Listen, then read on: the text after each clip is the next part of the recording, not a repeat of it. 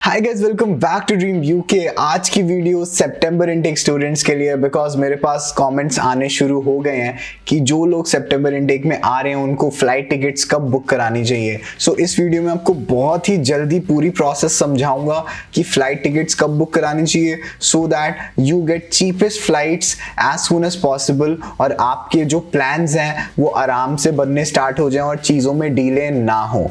तो देखो, flight ticket book करने के लिए ना आपके पास वीज़ा होना बहुत ही ज़्यादा इंपॉर्टेंट है, बिकॉज अगर आपके पास यूके वीज़ा नहीं है तो आपको वो डेट ही नहीं पता होगी कि आप यूके में एंटर कब कर सकते हो। बिकॉज जब आपके पास वीज़ा आता है उस पर जो स्टैंप लगी होती है उस पर डेट लिखी होती है कि इस डेट से आप यूके में एंटर कर सकते हो, और जब तक आपके पास वो डेट नहीं होगी आप फ्लाइट टिकट बुक कैसे करोगे, क्योंकि आपके पास वो डेट पहले होनी चाहिए। सो सबसे पहली टिप है कि जैसे ही आपके पास ऑफर लेटर, कैश लेटर सब कुछ आ जाए, सारे डॉक्यूमेंट्स हो जाए, मई के मंथ में कोशिश करो, जिन लोगों के पास ऑलरेडी कैश आ चुका होगा मई के मंथ में ही वीजा अप्लाई कर दो, सो that you get your decision in 2-3 weeks. Because आप जितना जल्दी वीजा के लिए अप्लाई करोगे आपको उतना ही जल्दी डिसीजन आएगा, क्योंकि बाद में भीड़ बढ़ जाती है, प्रोसेसिंग टाइम बढ़ जाता है, फिर सेम डिसीजन लेने के लिए आपको प्रायोरिटी, सुपर प्रायोरिटी सर्विस के बहुत ज़्यादा पैसे देने पड़ते हैं। तो कोशिश करो कि आप बहुत जल्दी अप्लाई करो अपनी वीज़ा के लिए, सो दैट आप अपनी टिकट्स बुक कर पाओ।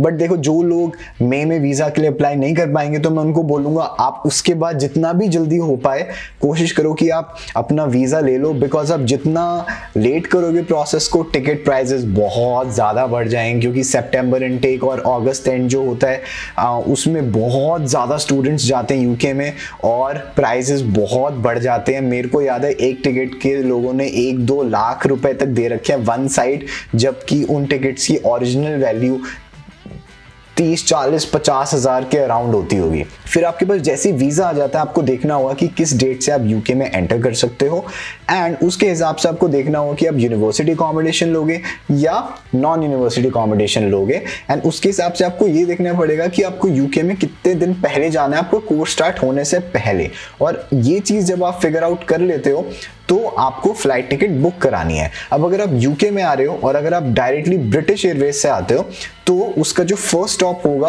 वो मोस्ट लाइकली लंदन या यूके के अंदर ही होगा, तो आपको ट्रांजिट वीज़ा की ज़रूरत नहीं पड़ेगी। अब आप बोलोगे ट्रांजिट वीज़ा ये क्या होता है, तो देखो आपके पास जो वीज़ा होता है इंडिया से बाहर जाने का वो यूके का आपको मिलेगा, लेकिन कुछ कंट्रीज़ में अगर आप कनेक्टिंग फ्लाइट ले रहे हो और वो कनेक्टिंग फ्लाइट किसी और कंट्री से होके यूके में जा रही है, तो जिस कंट्री में वो पहले लैंड हो रही है कई बार उन कंट्रीज में ट्रांजिट वीजा मांगा जाता है। तो अगर आप ब्रिटिश एयरवेज की फ्लाइट नहीं ले रहे हो जो कि सीधा सीधा यूके में जाएगी और किसी और कंट्री से होते हुए जा रहे हो, तो आपको अपने ट्रैवल एजेंट से या उस एयरलाइन से पता करना है कि इंडियन नेशनल्स को उस जगह जाने के लिए आपकी टिकट के अकॉर्डिंगली ट्रांजिट वीजा चाहिए कि नहीं।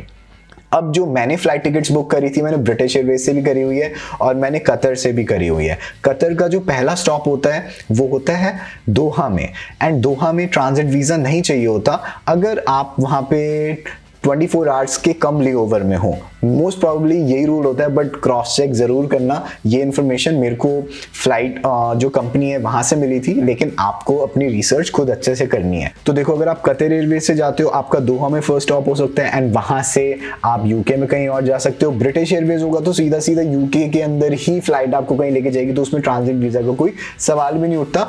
और ये भी चीज आपको ध्यान रखनी कि सारी कंट्रीज में ट्रांजिट वीजा नहीं चाहिए होता, कुछ में चाहिए होगा, कुछ में नहीं चाहिए होगा। जिनमें चाहिए होगा वो अवॉइड करना, जिनमें नहीं चाहिए होगा उनको अपने ऑप्शंस में रखना।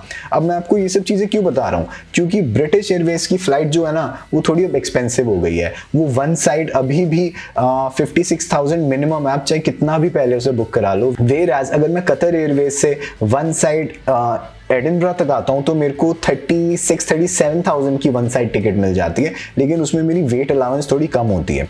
तो ब्रिटिश एयरवेज तो है ही है, उसके अलावा आप कतर एयरवेज दे सकते हो। और मैंने ये भी सुना था कि टर्किश एयरलाइंस में जो टर्की में लेओवर होता है वहाँ पे भी ट्रांजिट वीज़ा नहीं चाहिए होता। तो आप सीधा सीधा सबसे सस्ती फ्लाइट मत ले लेना यूके तक आने के लिए, ये भी देखना कि ट्रांजिट वीज़ा किसमें नहीं चाहिए होगा। ठीक है, एक बार आप ये देख लेते हो तो उसके हिसाब से आपको अपनी वेट अलाउंस देखनी है जिसमें मैक्सिमम वेट हो, सबसे बेस्ट प्राइस हो और ट्रांजिट वीज़ा नहीं चाहिए हो। ये सारी चीज़ें देख के आपको अपनी फ्लाइट टिकट बुक करा लेनी है। हो सके तो जून के मंथ में फ्लाइट टिकट बुक करा के खत्म करो, ताकि आप दूसरी चीजों पे फोकस कर पाओ। और इस चीज को लाइटली बिल्कुल मत लेना, क्योंकि एक बार टिकट के प्राइसेस बढ़ने स्टार्ट हो गए ना, फिर वो नीचे तो कभी भी नहीं आएंगे, सितंबर इनटेक शुरू होने के बाद भी। सो टाइम से टिकट बुक करना is very very very important. मैंने अभी कतर एयरवेज से बुक करी और मेरी 36-37,000 में न्यू दिल्ली टू एडिनबरा की फ्लाइट बुक हो गई। लेकिन सितंबर इनटेक तक प्राइसेस क्या पता थोड़े और बढ़ जाएं।